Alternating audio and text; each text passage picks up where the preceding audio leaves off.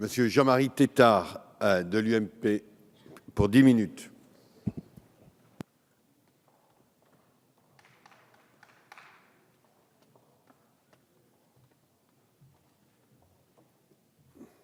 Monsieur le Président, Monsieur le Ministre, Mesdames et Messieurs les rapporteurs, chers collègues, nous nous retrouvons une nouvelle fois aujourd'hui pour discuter d'une proposition de loi qui, malgré de bonnes intentions, nous inquiète grandement.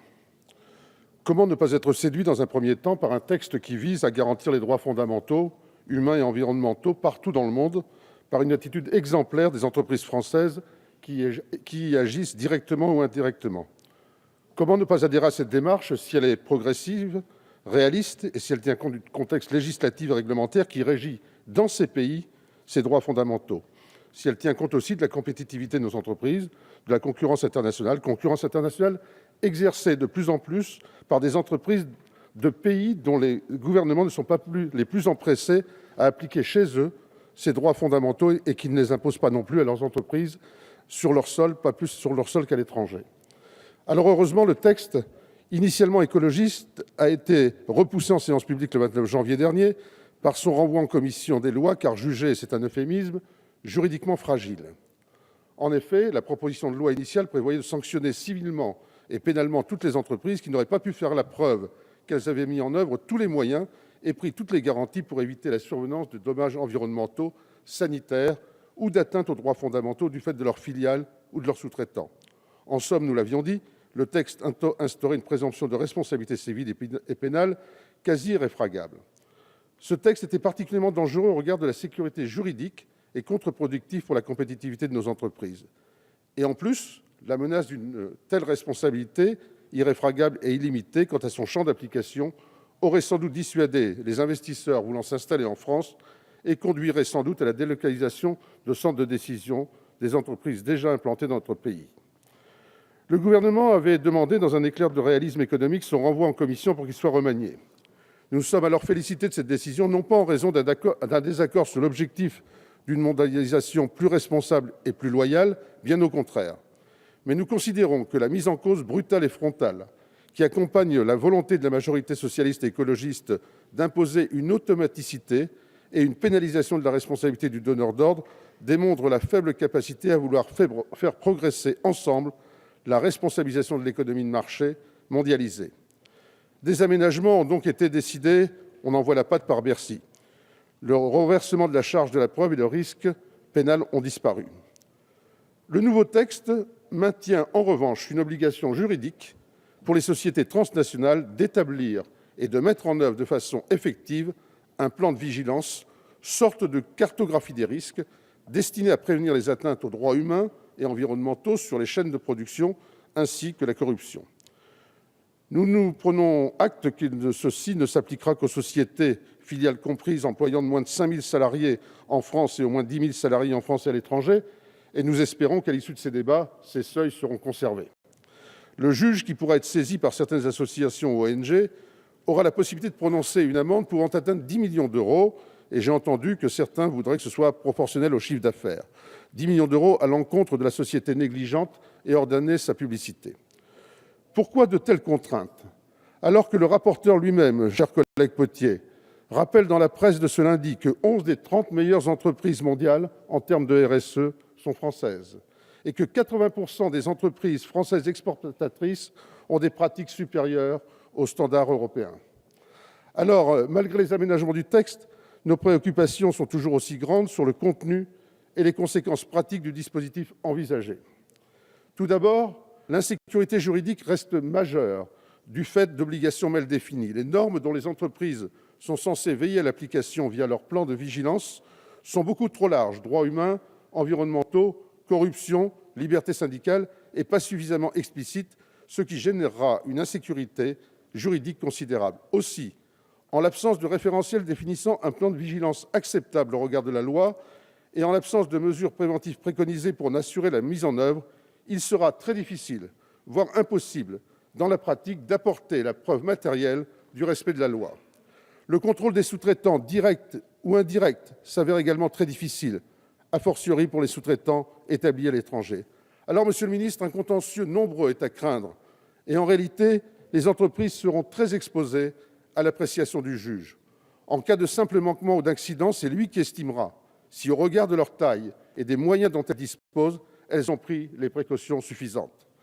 La proposition de loi donne également un rôle important aux organisations syndicales et aux associations qui pourront intervenir comme lanceurs d'alerte en saisissant la justice pour faire prononcer une injonction ou une amende civile si elles repèrent des manquements. Cet intérêt à agir extrêmement large s'inscrira systématiquement dans une démarche contentieuse et risquera d'attirer les mauvais plaideurs, alors que dans d'autres domaines, on essaye désespérément de lutter contre les contentieux abusifs. Nous ne souhaitons pas que les pouvoirs publics abandonnent le contrôle du respect de la loi à des intérêts privés pour lesquels aucune transparence, représentativité et exigence d'honorabilité n'est organisée. Toutes ces incertitudes nous font craindre des effets particulièrement néfastes pour la compétitivité des entreprises françaises. Monsieur le ministre, pourquoi s'acharner à ne croire qu'à la sanction de la loi et à considérer les entreprises comme des coupables permanents? Vous présentez dans cette deuxième version de la PPL, vous la présentez comme une démarche de prévention, mais on peut aussi la lire avant tout comme une démarche de sanction.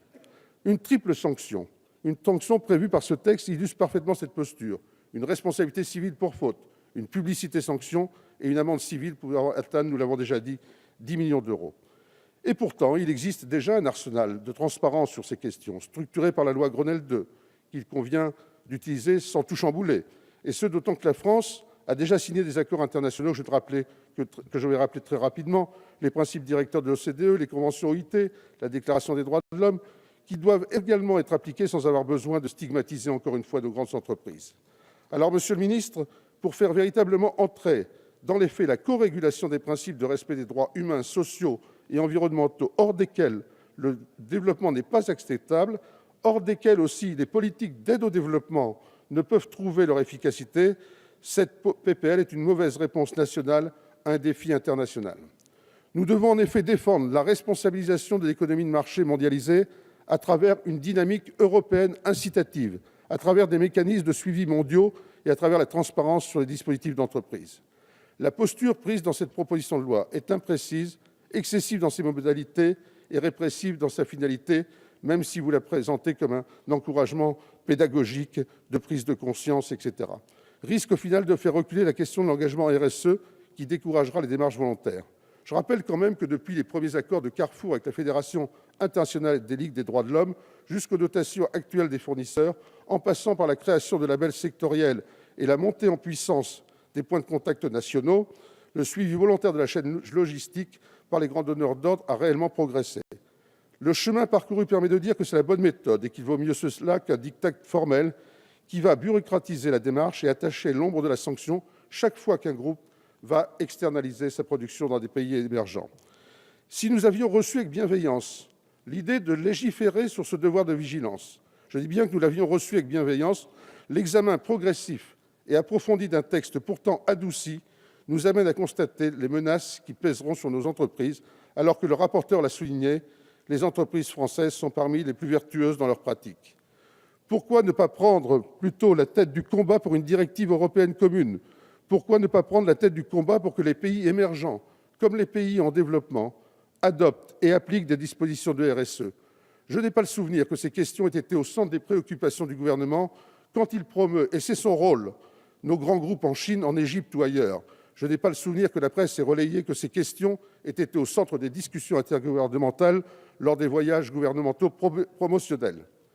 Et exigerons-nous demain, si la France s'associe à la future banque chinoise de développement, que ces prêts et financements ne puissent être mis en œuvre qu'avec des entreprises avec plan de vigilance à la française, auquel cas les entreprises chinoises ne pourraient alors que rarement y être partie prenante, ce qui serait assez amusant quand même. J'aurais aimé voter un texte qui correspond à mes aspirations profondes d'une meilleure prise en compte des droits fondamentaux. J'aurais aimé voter un texte de prévention et d'incitation, mais je ne peux accepter qu'une fois de plus, on déclame « j'aime les entreprises » et qu'en même temps, une fois de plus, on les fragilise alors qu'elles sont, en matière de RSE, sur le bon chemin et le parcours plus vite que leurs homologues étrangères. C'est pourquoi le groupe UMP votera contre ce texte, mais je tiens particulièrement à saluer, à titre personnel, l'engagement sincère et la ténacité de mon collègue Potier. Merci beaucoup. Merci, M. Tessin. La parole